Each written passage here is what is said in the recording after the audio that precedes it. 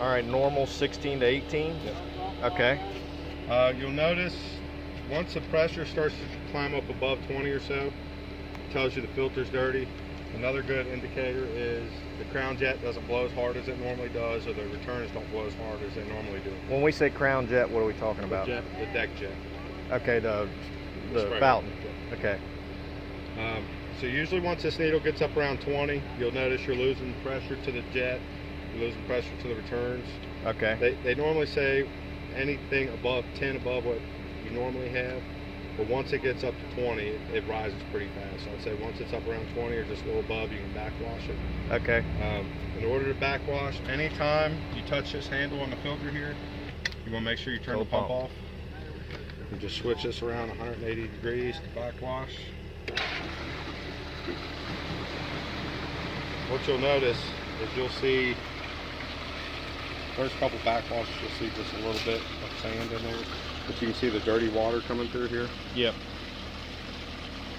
It's usually about 30-40 seconds or so. You'll let it run, you'll see it clear up. That looks pretty good.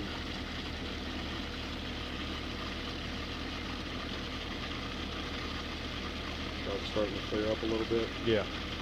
What I normally do is kick it down, let it settle again, and then turn it back on. And this right now is just pulling water out of the pool and shooting it down the drain, right? Just pulling it out of the pool, cleaning the sand in the filter, and then coming back up and going out of the backwash. Okay. Which is here, Yep. which is tied into the downspout. to the downspout. So we're starting to clear up. So we'll go around to rinse. Turn it back on. As you rinse, you're still pushing water out. You're rinsing the sand. Okay. 10-15 seconds or so. You turn it off. You got to recirculate. Now recirculate, it won't push any water out. It's just settling the sand back down and pushing water back to the pool. Okay. Again, maybe 15 seconds or so. You shut it down and you go right back to the filter. And if your pressure was up before then, like now, it's already dropped down to 16 or so. Okay. So if your pressure was up after you backwash, rinse, recirculate, then you'll notice it's down. And Okay. until the grass has grown up around here, you may be backwashing once, twice a week or so. Once the grass is all grown up, you're not collecting as much dust in the pool. You Okay. don't do it as often.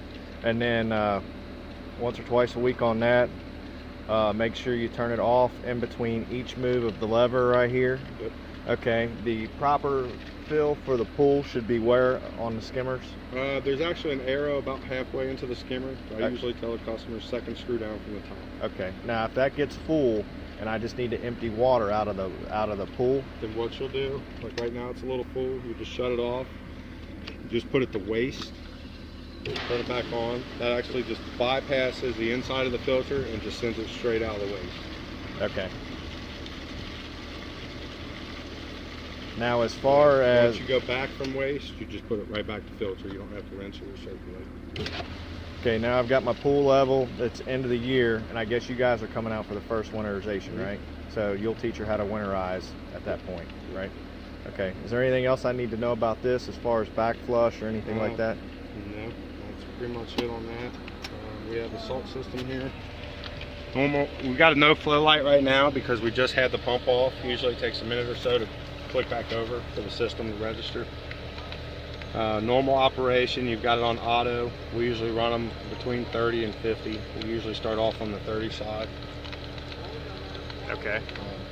This is your parts per million number here. You want that to be between 27 and 3400, which is also marked on the door.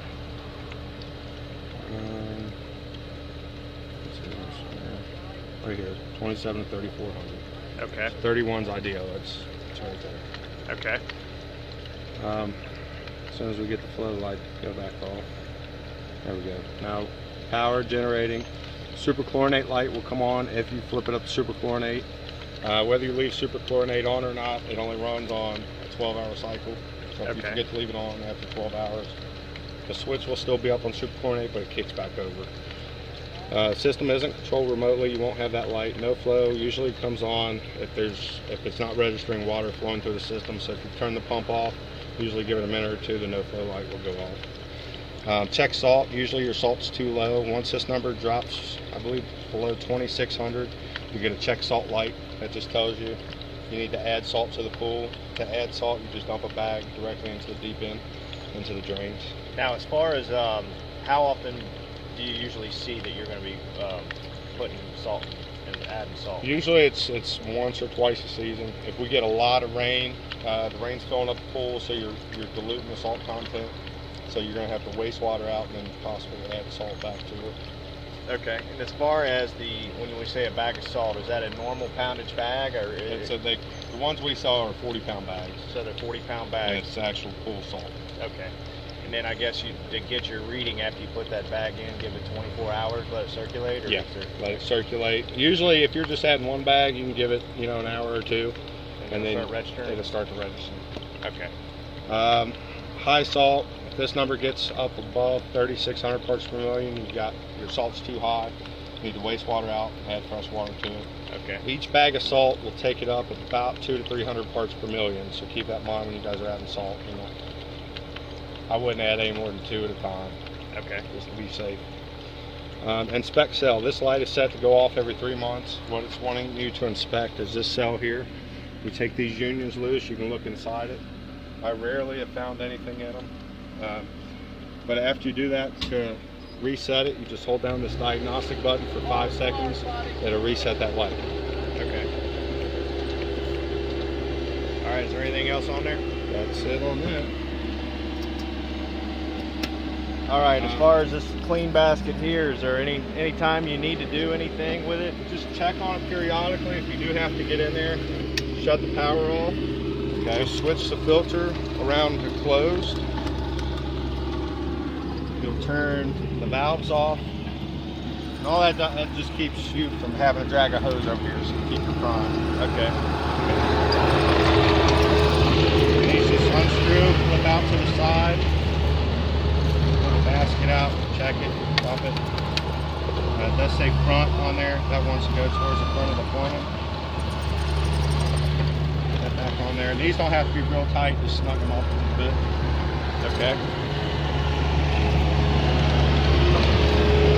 Normally I'll just open the bottom drain, this back to filter, turn it on, let it cool from the bottom first, and then you can open the skimmers. Usually it's easier if you do it that way. You just pull from one line first, and then you can open the others. Okay. This right here is the bottom. Yep. This right here is the deep end skimmer. This is the shallow end skimmer. And this one here is the crown jet. This is the crown. Okay.